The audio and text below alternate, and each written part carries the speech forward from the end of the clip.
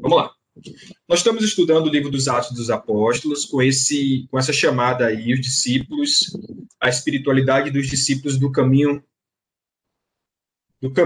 né? O livro do Atos dos Apóstolos. Hoje é a aula 6. A aula 6 que nós vamos começar a estudar esse grupo aí de perícopes que trabalha esse tema que vai do capítulo 14, do capítulo 2, versículo 14, que é a pregação de Pedro, até o 41, certo? Que é uma peça que, apesar de estar dentro da pregação de Pedro, ela é riquíssima, riquíssima. Tem muita informação, muitas coisas para a gente aprender aí. Então, é a pregação de Pedro, e nós vamos, mais uma vez, dividir em 3 partes. Primeiro, o discurso, ou os discursos de Atos, do livro dos Atos, e aí vai uma informação logo de início, minhas irmãs e irmãos. Uma das formas de estudar o livro de Atos, ou o livro dos Atos dos Apóstolos, é estudar todos os discursos que tem no livro, as pregações, as falas, são muitas. E aí você pode perceber que cada uma delas aborda uma perspectiva do texto e que traz informações muito profundas, muito interessantes para a gente estudar o livro de Atos.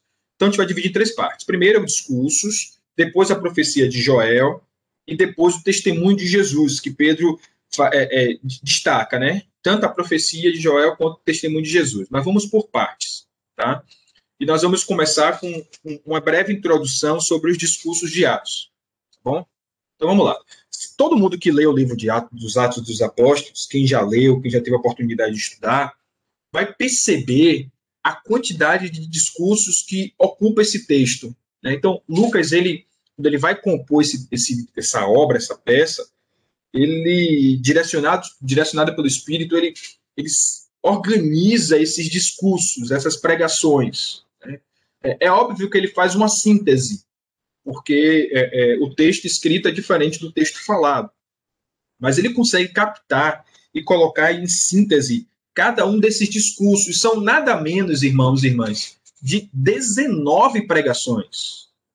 19 pregações que aparecem nesse segundo livro de Lucas, que é o livro dos Atos dos Apóstolos. Então, são 8 pregações de Pedro, e aí, se vocês quiserem anotar para ler depois, que Pedro ele faz um discurso no capítulo 1, né, que é quando vai levantar ali o apóstolo para substituir Judas. Depois, esse do capítulo 2. No capítulo 3, que ele faz capítulo 3, no templo, né, quando ele está subindo ao templo, no capítulo 4, no capítulo 5, no capítulo 10, 11 e 15. Então, olha aí, 8 pregações de Pedro no livro de Atos. Tem a de Estevão, que, na minha opinião, no capítulo 7, é a melhor de todas. O Estevão, ele consegue fazer uma síntese da história da redenção. Então, para mim, o melhor discurso do livro dos Atos dos Apóstolos é o capítulo 7, que é o discurso de Estevão. Tem o de Tiago, no capítulo 15, e 9 pregações de Paulo, né? 5 sermões e os discursos que ele faz em sua defesa. Então, uma das formas de você estudar o livro de Atos é separando esses discursos. Então, olha, capítulo 1, capítulo 2, 3, 4, 5, 10, 11, 15, 7, 15 tem 2, né, tanto de Tiago quanto de Pedro, 13, 14, 17, 20 e 28. Olha quanto material. Então, você pode tirar e ir lendo cada um deles e estudando, que vai ter assunto aí até a vinda de Cristo. Tá? Então, esses são os discursos de Pedro, do livro de Atos, e nós vamos ficar em um hoje, que é o de Pedro. E Pedro começa a explicar, e isso eu acho fabuloso no livro de Atos, né? Muito, muito, muito apropriado, porque o que acontece, a forma como o Lucas organiza o texto, é que, e eu já tinha falado isso quando nós estávamos estudando o livro de João, que existe a inspiração da pregação, dos feitos, dos milagres, Deus agindo ali, e tudo isso que acontece é Deus agindo. Mas Deus age também na pena do autor do livro. Né? Logo na introdução do livro de Atos, eu falei para vocês que o trabalho de Lucas, nessa obra Lucas Atos, né? A gente já estudou sobre isso, que era uma obra só que foi dividida em 2 livros, o Evangelho e o livro de Atos. Mas quando o Lucas vai fazer, o que é que ele se propõe? Ele se propõe a pesquisar, a estudar, a levantar dados para construir esse material que nós temos aqui, que é o livro de Lucas e Atos. E ele faz isso na tentativa de explicar a Teófilo todas as coisas que Jesus passou a fazer e ensinar. Então, olha o cuidado de Lucas, né? Olha como Deus inspira Lucas para fazer isso.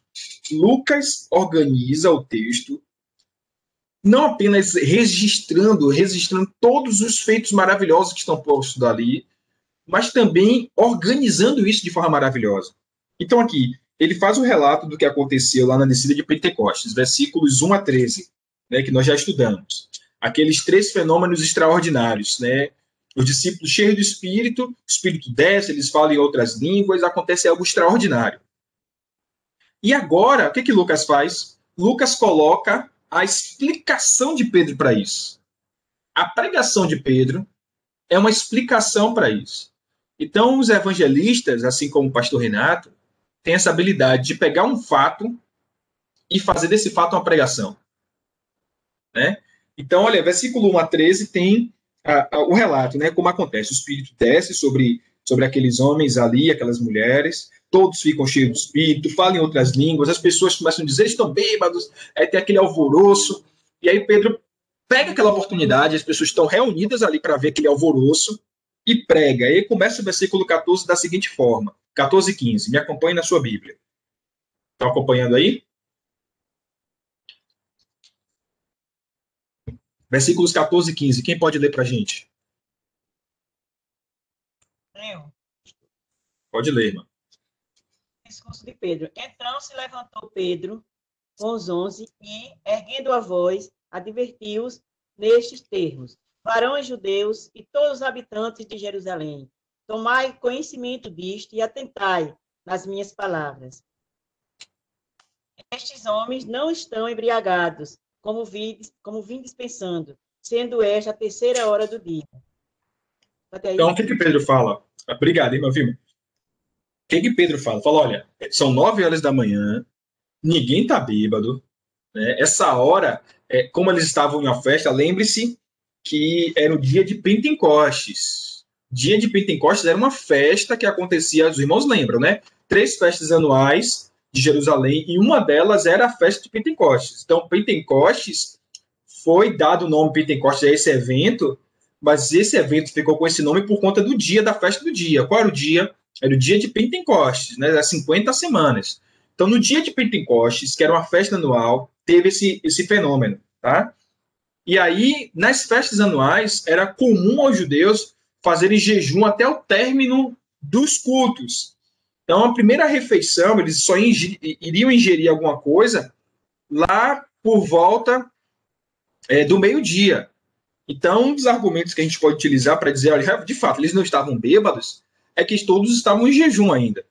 Né? E aí Pedro começa a explicar o seguinte, olha, eles não estão bêbados, são 9 horas da manhã. Mas aqui tem algumas informações. Primeiro, Pedro se levanta junto com os 11, então teve essa iniciativa, né, pega a fala, apoiado pelos 11, mas Pedro toma a frente e fala a todos aqueles que estavam ali.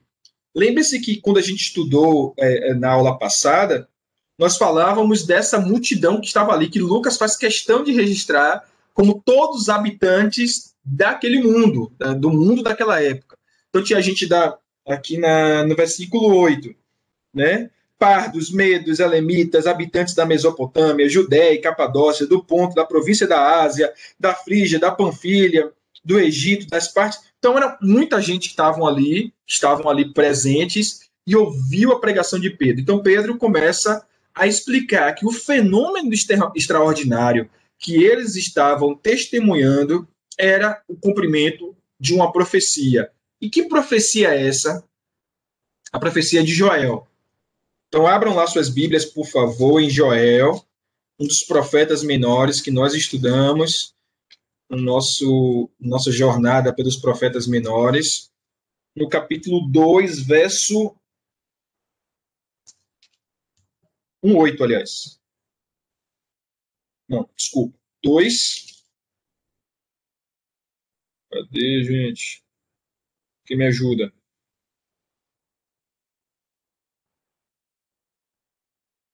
Oxe, sumiu.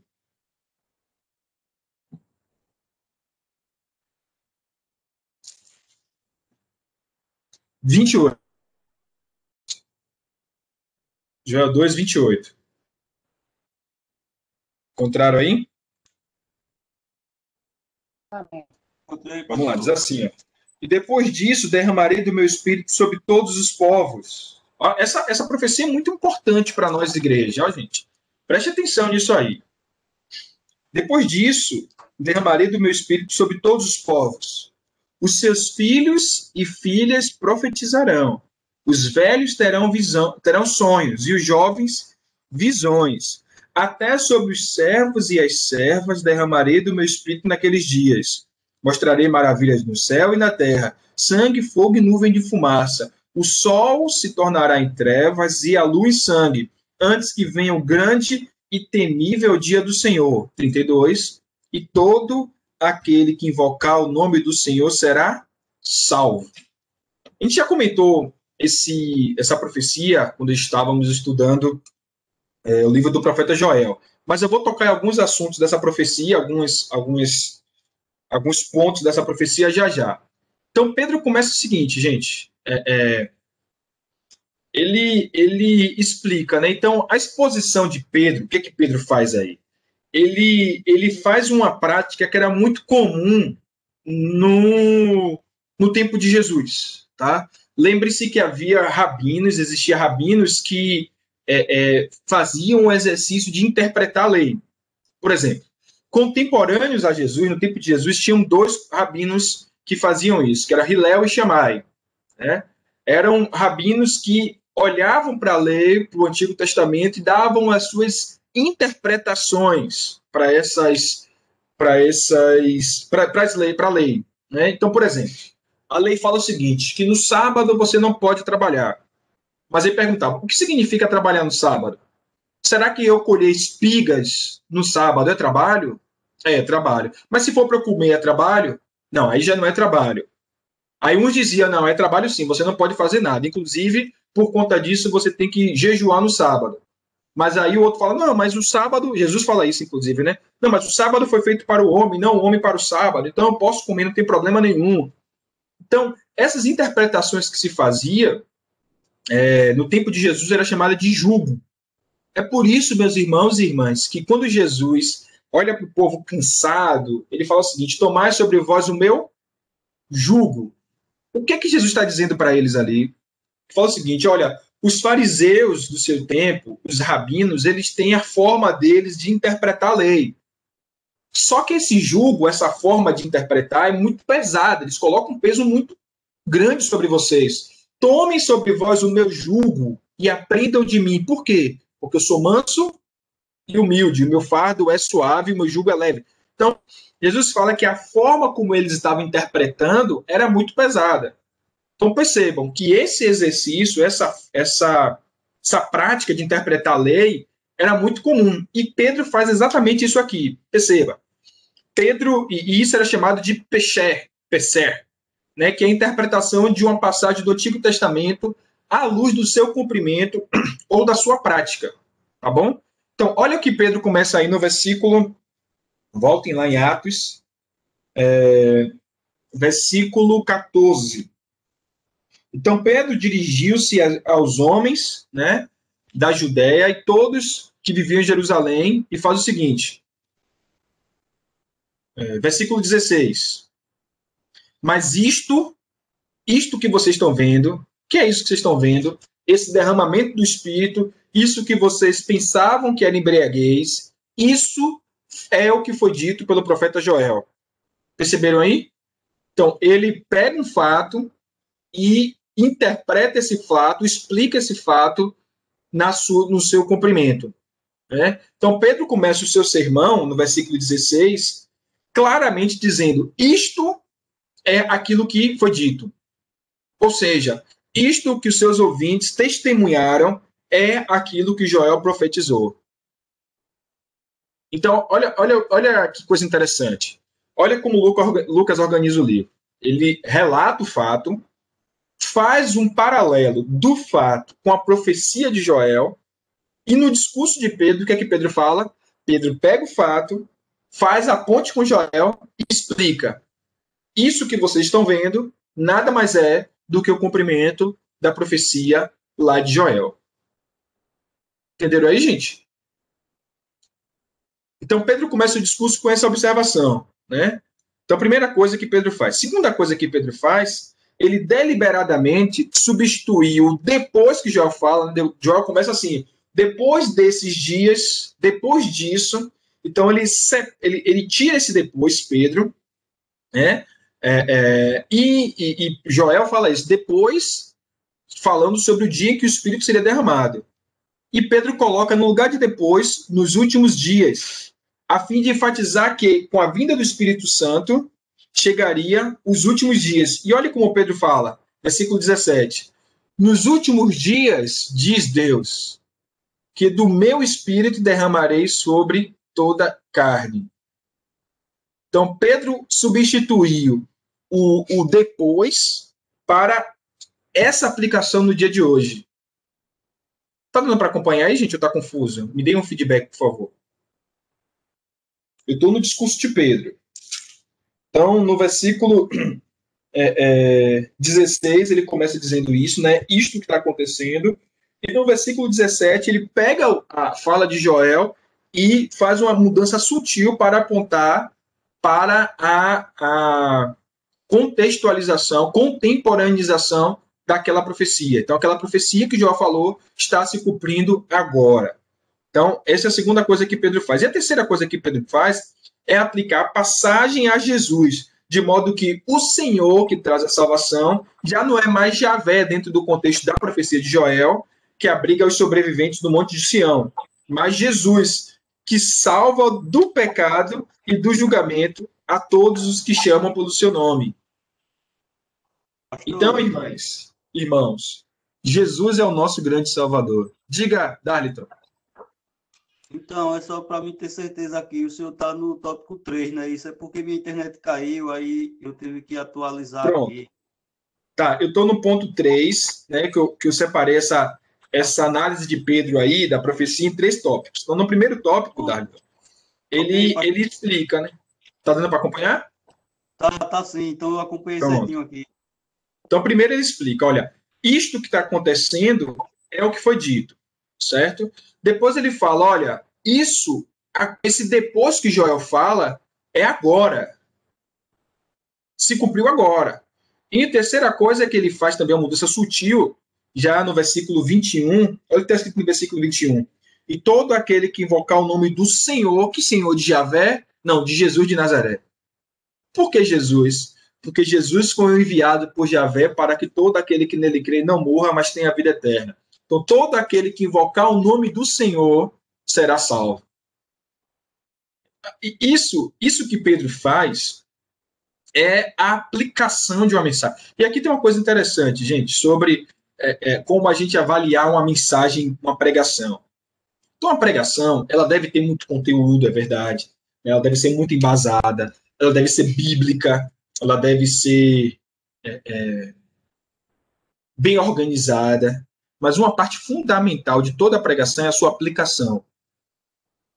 Do tipo, tá, isso aí que o pastor falou, que o pastor ensinou, que o irmão, enfim, quem quer que seja que pregou, como é que eu aplico hoje? Como é que eu faço o paralelo? Então, assim, uma dica. Não é porque foram citados muitos versículos que aquela pregação é bíblica. Olha só. Ah, mas ele citou muito texto, ele embasou muito. Embasou como? Porque ele citou muitos versículos ou porque ele fez com que aqueles versículos, como é que eu posso falar, criasse um paralelo entre o que a palavra diz e o que a palavra quer dizer para a gente hoje. Porque às vezes, e eu já vi isso acontecer muitas vezes, um versículo ele é dito fora do seu contexto, tanto do seu contexto original, quanto do seu contexto de aplicação hoje. E quando isso acontece, a gente não consegue extrair o que aquele texto quis dizer para a gente. Então, tem uma frase antiga que eu ouvi, pastor Renato, pastor Kivitz, dizendo. Ele diz o seguinte, que é uma frase de Stott. John Stott diz o seguinte, que assim como um monte de tijolos em um terreno não forma uma casa, um monte de versículos também não formam uma pregação bíblica. Stott ele tem uma explicação para isso. Ele fala que é importante pensar a mentalidade bíblica. Então, às vezes, olha só que coisa perigosa, né? Aquilo que nós estávamos falando de uma coisa boa que pode ser usada para ruim. Um versículo bíblico sendo citado fora do seu contexto, ele pode negar a palavra de Deus. É por isso que tem gente que usa a palavra de Deus para fazer coisa que Deus abomina. Ah, mas ele citou a Bíblia, mas se citar a Bíblia fora do seu contexto, fora do seu propósito, ela é um anticristo. No seminário, brinca-se dizendo que a Bíblia é a mãe das heresias. Por que isso? Porque você, com a Bíblia na mão, você pode ensinar coisas que Deus abomina, que Deus detesta. Então, o que Pedro faz aqui é fundamental para a gente entender uma pregação bíblica. Pedro pega o fato, exemplifica esse fato e aplica esse fato. Então, essa de Pedro foi uma pregação bíblica. Ele pegou a profecia, pegou um fato e explicou para a gente. Então, assim, as pessoas que estavam ali conseguiram entender o que ele estava falando. Pedro foi inteligente e inteligível. Né? Que às vezes tem pessoas que são extremamente inteligentes, mas não são inteligíveis. Fala, e você não entende nada. Já aconteceu isso? Você fala assim, fulano é inteligente, mas não entendo nada do que fulano fala. Então, Pedro foi inteligente e inteligível. Tá? Vamos lá. Então, eu vou citar aqui literalmente uma fala de Stott, tá? Comentando esse texto aí. É o que ele fala. Os autores do Novo Testamento são unânimes na convicção de que Jesus inaugurou os últimos dias ou a era messiânica. E que a prova final disso foi o derramamento do Espírito, já que essa era a promessa das promessas do Antigo Testamento para o final dos tempos. Assim sendo, precisamos ser cuidadosos e não citar novamente a profecia de Joel como se ainda estivéssemos à espera de seu cumprimento, ou como se o seu cumprimento tivesse sido apenas parcial e ainda esperássemos por algum cumprimento completo e futuro. Não. Pois não foi assim que Pedro entendeu e aplicou esse texto. Toda a era messiânica, que se estende entre as duas vindas, né, a vinda e a volta de Cristo, é a era do Espírito, na qual o seu ministério é abundante. Então, irmãos e irmãs, você não precisa ficar orando para que o Espírito venha sobre você se você é um crente em Jesus. O Espírito já veio. Você pode orar, como Paulo ensina, pela plenitude do Espírito, para que você seja, como é que eu posso falar? Revigorado, né? Paulo usa a expressão cheio, mas não cheio como se você não tivesse, mas como se esse Espírito dominasse mais a sua vida. Mas a partir do momento que você crê no seu coração, recebeu Jesus como seu Salvador, você recebeu o Espírito Santo de Deus. Tá bom? Então, a gente não precisa ficar o tempo inteiro pedindo para que o Espírito venha. Ele já veio, já se derramou sobre os crentes. Tá bom? Então, eu separei aqui algumas características que marcam, ou algumas características desse derramamento do Espírito sobre nós. Tá? Primeiro, ele foi definitivo, absoluto. Ele veio. Não veio em partes. Não veio um pouquinho na conversão, mas você precisa clamar mais, mas para que venha e você manifeste dons, ele já veio. E a grande questão aí é que você vai no processo de santificação dando mais espaço, mais sensibilidade, sendo mais sensível a esse Espírito na sua vida. Mas ele já veio. Então, a primeira coisa é definitiva. Segunda foi abundante. Tá? Foi a expressão que Joel fala é derramarei, mas a expressão que está ali é como uma chuva que cai, mas não um chuvisco, uma tempestade. Sabe aquela tempestade que você fala assim, vixe, está alagando tudo? Pronto, o contexto é esse. Aquela chuva que vem que... eu percebi isso mais em Salvador do que aqui. Né?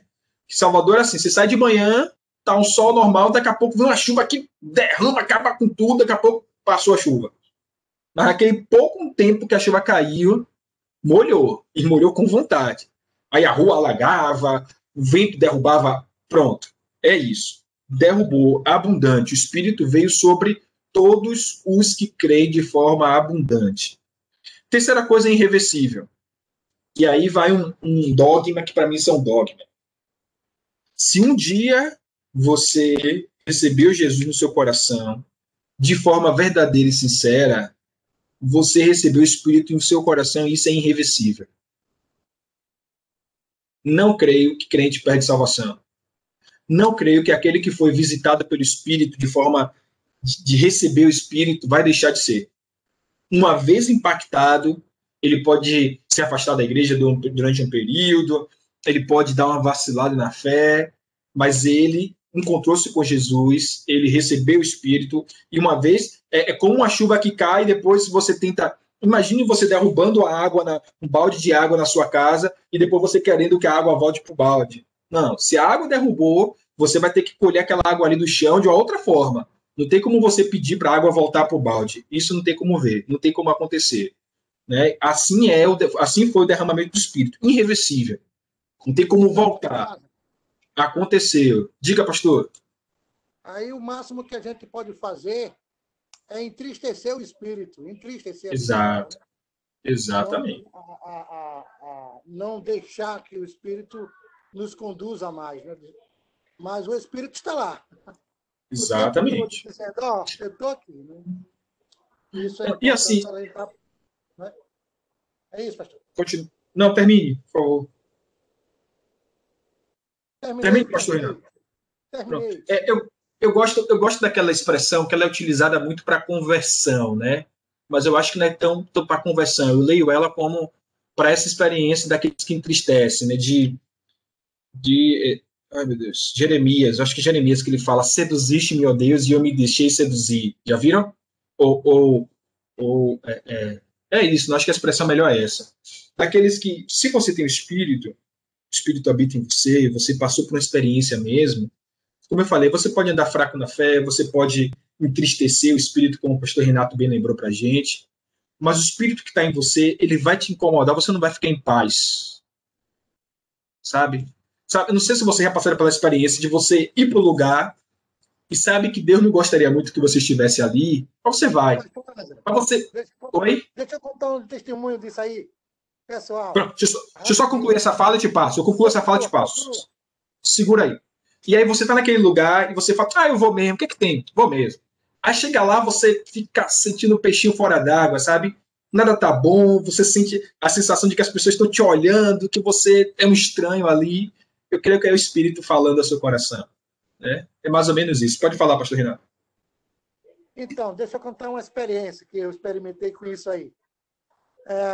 Há um tempo atrás, há muitos anos, né? Tem mais de 20 anos isso. Eu tinha um colega, ainda tenho, né? Eles bebiam, mas eu nunca, meu organismo não aceita álcool de jeito nenhum, não é que eu não queira, é que o organismo não aceita mesmo. Aí ele chamava: vamos no bar. Aí eu digo: olha, você sabe que eu não bebo. Não, você toma caldinho. Aí eu gostava muito de caldinho, não gosto de caldinho de mocotó. Aí nós fomos um dia de sábado, sei lá. Aí sentamos lá e eles beberam, e eu tomei meu guaraná com meu caldinho e tal. E na hora de pagar, vamos fazer o rateio, né? Aí eu disse: eu só tenho um cheque. Ele disse: não, o pessoal dá em dinheiro e você emite um cheque. Aí tudo bem. Aí o cara veio com uma canetazinha prata, né? Aquelas canetinhas prata que o pessoal gosta muito de usar. E eu peguei com ele, o dono do bar, para preencher o cheque. E então eu achei que ele não foi muito legal, né? Muito legal comigo e tal. Eu digo: sabe de uma coisa, eu não vou devolver a caneta dele mais. Peguei a caneta, botei no bolso e fui embora. Aí ele foi atrás de mim, né? Eu estava ainda com meu filho pequeno ainda. Ele disse: não, você pegou minha caneta. Eu disse: você está me chamando de ladrão na frente do meu filho e tal. Eu peguei caneta sua, nada. Muito bem, mas eu trabalhava naqueles carros fortes, daquelas transportadoras de valores, e eu sempre passava pelaquela rua e para aquele bar. Toda vez que o carro passava por ali, o Espírito me lembrava: devolva a caneta do rapaz. E eu, um coração duro, toda vez, rapaz, isso passou uns 2 anos, ou no mínimo 2 anos. Eu passava por ali e o Espírito dizia: Devolva a caneta do rapaz.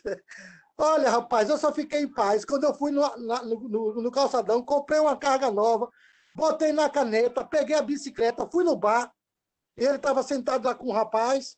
Eu disse, eu vou fazer uma coisa aqui, o senhor não vai entender nada, mas se eu não fizer isso, eu não vou ficar em paz. Porque todo dia que eu passo aqui, o Espírito de Deus diz, devolva a caneta do rapaz. Está aqui sua caneta, a carga nova, me desculpe, que Deus lhe abençoe. Peguei a bicicleta, fui embora, aí meu coração entrou em paz. Mas enquanto eu não devolvi a caneta do abençoado, toda vez que eu passava pelaquele bar, e era constante, que era caminho do trabalho, o Espírito dizia, devolva a caneta do rapaz. E enquanto eu não devolvi, pastor, não teve jeito. Hoje eu lembro com alegria, porque eu posso testemunhar desse entristecer do Espírito, né? O Espírito falando ali, devolva a caneta. O Espírito está lá. Você pode teimar, insistir e não querer fazer, mas um dia, os estudiosos dizem que a gente não resiste o tempo todo à ação do Espírito. Resiste por algum tempo, mas um dia você diz, não tem solução não.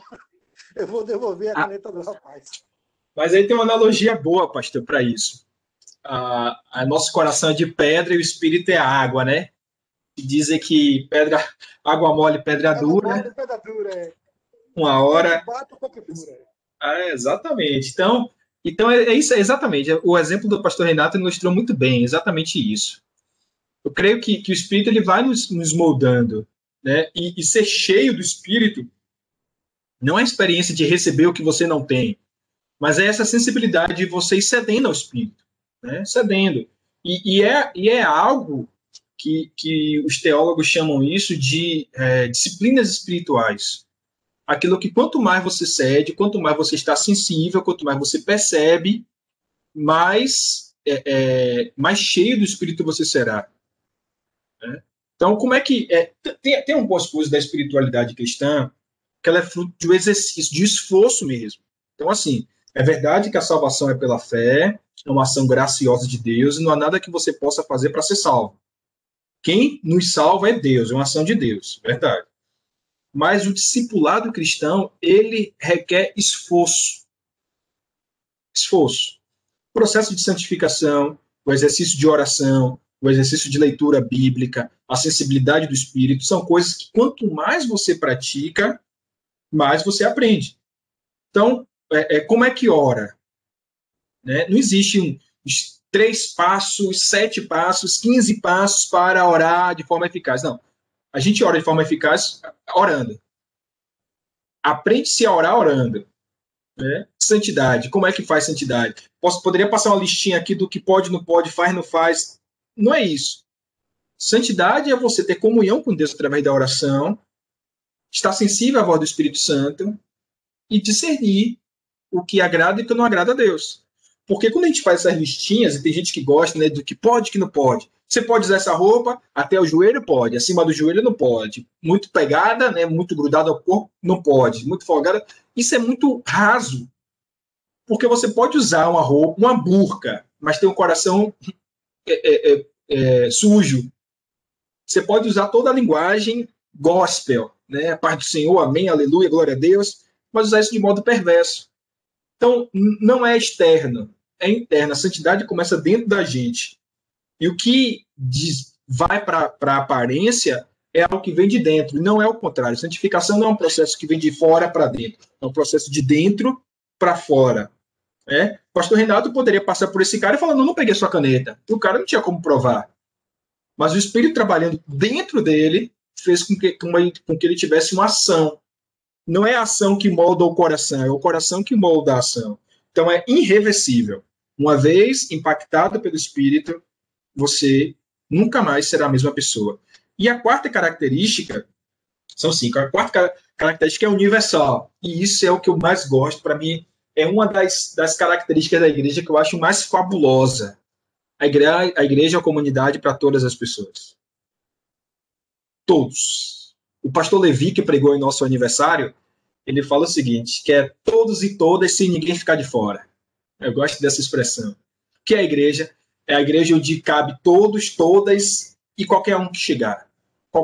Gente, qualquer pessoa é bem-vinda na comunidade de Jesus. Até aqueles que a gente não gosta. até aquele que a gente fala, ih, não gostei. É a igreja universal. E não é, é universal do reino de Deus, mas não é universal do reino de Deus que a gente conhece. Ok? A igreja de Jesus, ela é a igreja do reino, é uma igreja universal, é a igreja onde todas as pessoas são bem-vindas e bem-vindas. E nós precisamos trabalhar isso em nosso coração. Porque, como eu falei dos dois pilares, Jesus lida muito bem com isso. A gente que não. A gente que continua achando que samaritano é inferior, a gente que continua achando que a mulher adúltera não é digna de tocar em Jesus, sabe? Aquela fala do fariseu. Se ele soubesse quem é essa mulher que está tocando nele, aí fica imaginando Jesus. Eu sei, querido. Eu sei que não sabe é você. Então a igreja tem esses dois pilares, de Cristo e o nosso. Cristo é muito bem resolvido com todas as pessoas. Nós que precisamos diminuir as barreiras para que as crianças sejam bem-vindas, para que os idosos sejam bem-vindos, para que os jovens fiquem à vontade, para que as pessoas que são diferentes da gente, que a gente acha que é diferente, todos. Porque a igreja, o referencial da igreja é Cristo, não a gente. E esse é um exercício muito necessário e difícil de fazer. Porque a gente gosta de se relacionar com as pessoas que se parecem com a gente, que gostam do que a gente gosta, que faz o que a gente faria, que se veste como a gente, mas Jesus nos convida para ir além. E, por fim, os sinais acompanham os que creem. Existem evidências. E aí Joel fala que é sangue, fogo e coluna de fumaça. Onde o Espírito Santo está, tem sinais. O grande problema é que muitas pessoas pensam e falam que a evidência do Espírito Santo é você falar em línguas, ou manifestar dons externos. Mas existem evidências do Espírito que, para mim, são muito melhores. Um coração generoso, um coração bondoso, um coração que não julga mal, não suspeita mal. Sabe aquela expressão lá de Paulo? O amor não suspeita mal. Isso é um sinal do Espírito. Porque quando um coração não julga, ele não entra em fofoca, ele não entra em disseção, ele não fica imaginando o que o irmão e a irmã queria dizer, não fala mal do outro. Então são evidências. É servo. Eu vi essa semana nessas páginas de cristão, né, de humor cristão, tinha uma frase assim, ó, eu nunca vi ninguém dizer o que saiu da igreja porque foi impedida de lavar o banheiro. Já pensou? Não, estou saindo dessa igreja porque eu queria lavar o banheiro toda sexta-feira, queria ir na igreja lavar o banheiro e o pastor não deixou. Estou indo para outra igreja. Na outra igreja vão deixar eu lavar o banheiro. Não, ninguém faz isso. Mas faz porque o pastor não deixou pregar, faz porque o pastor não deixou cantar. Por que isso? Porque gosta de dar evidência. E um dos dons do Espírito é o serviço. Lembra que Jesus falou? Vocês não estão entendendo agora o que eu estou fazendo, mas entenderão. Jesus falou isso com a bacia, com a toalha, lavando os pés dos discípulos, nos mostrando que uma das características importantíssimas do discipulado é o serviço. Ser cheio do Espírito Santo é ser servo. E aí, às vezes a gente não quer, mas ser cheio do Espírito Santo tem sinais claros, evidências. E para terminar, gente, a melhor forma, porém, de entendermos o Pentecostes não é através da profecia do Antigo Testamento, e sim através do cumprimento no Novo Testamento. Não é por meio de Joel, mas é por meio de Jesus. Eu quero terminar com isso, gente. Nós somos cristãos. Nós não somos discípulos de Moisés, nós não somos discípulos de João Batista, nós não somos discípulos de Joel, nós somos discípulos de Jesus de Nazaré. Quem é a nossa referência máxima é Jesus. Nós reconhecemos a importância de Abraão, de Moisés, dos profetas. Nós olhamos para eles e olhamos, olha, foi fundamental. Mas nós somos discípulos do Jesus de Nazaré. Se quisermos compreender qualquer coisa nas Escrituras, nós olhamos para Jesus. A forma da gente entender não apenas o que falar, mas como viver é olhando para Jesus. Porque nós somos discípulos do Jesus de Nazaré. Amém, gente? Amém por isso? Amém. Glória a Deus. Alguém quer fazer algum comentário aí sobre isso que a gente estudou? Pastor, Pode falar, irmão. então, quando a Bíblia fala, a gente até já estudou sobre isso, uma vez salvo, salvo para sempre.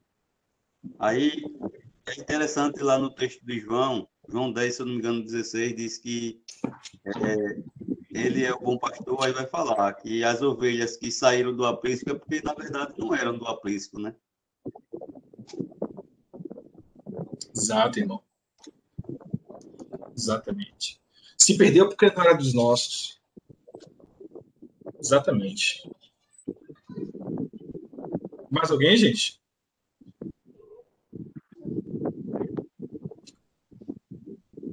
Ah, é o barulho do irmão Ronaldo.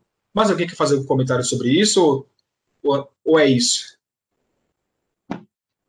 Então, gente, nós vamos continuar com o nosso estudo de Atos, ou dos Atos. Estão me ouvindo bem? Está dando para ouvir bem, irmão Luzinho?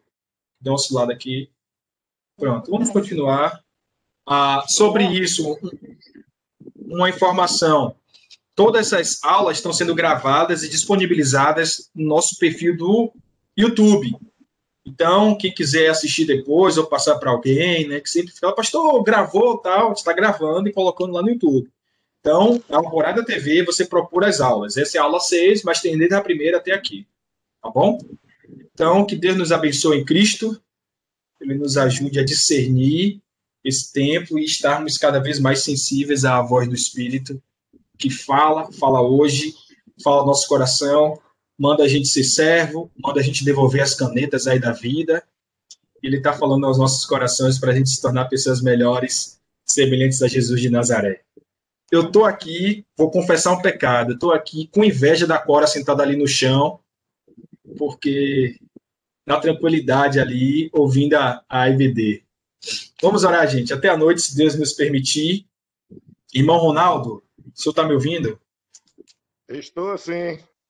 O senhor pode orar, agradecendo ao Senhor pelo tempo de hoje, nos despedindo em paz e pedindo pelo culto de hoje à noite, por favor. Então, oremos. Senhor Deus, Pai de eterna misericórdia, nós te agradecemos, ó Senhor, porque o Senhor tem usado a instrumentalidade de seus servos para nos falar mais profundamente. Ajuda-nos, ó Pai, te pedimos a não somente ouvirmos, mas colocarmos as nossas vidas em prática desses ensinamentos, para que assim, ó Pai, possamos cada vez mais ser aproximados da pessoa do teu Filho Jesus Cristo. Ajuda-nos, ó Senhor, pois sem ti nada seremos, nada faremos. Por isso, continuamos pedindo a ti, ó Pai, para que o teu olhar misericordioso e as tuas graças se estendam sobre os seus filhos, para que assim cada vez mais eles possam ser edificados na sua palavra e o seu nome, somente o seu nome, ser realmente glorificado. Prepara-nos, ó Senhor, para o culto que faremos à noite, dedicado a Ti, ali no Colégio Americano Batista. Ajuda-os, ó Deus, orienta os Teus filhos que estão trabalhando para aquela realização e que assim possamos nós, ó Pai, ter mais uma experiência de um culto presencial, o que já nos faz bastante falta. Mas, acima de tudo, queremos agradecer pelo meio da internet, que não nos deixou, ó Pai, sem o conhecimento e sem a prática da Tua palavra. Obrigado por tudo e dá-nos uma tarde na Sua santa presença, preparando-nos para ouvir a Tua santa palavra à noite. Em nome de Jesus, te agradecemos tudo. Amém. Amém, gente boa. Até a noite, se assim o Senhor nos permitir. Um abraço. Fiquem na paz. Amém. A paz para todos. Amém. Todos lindos, Amém. lindos,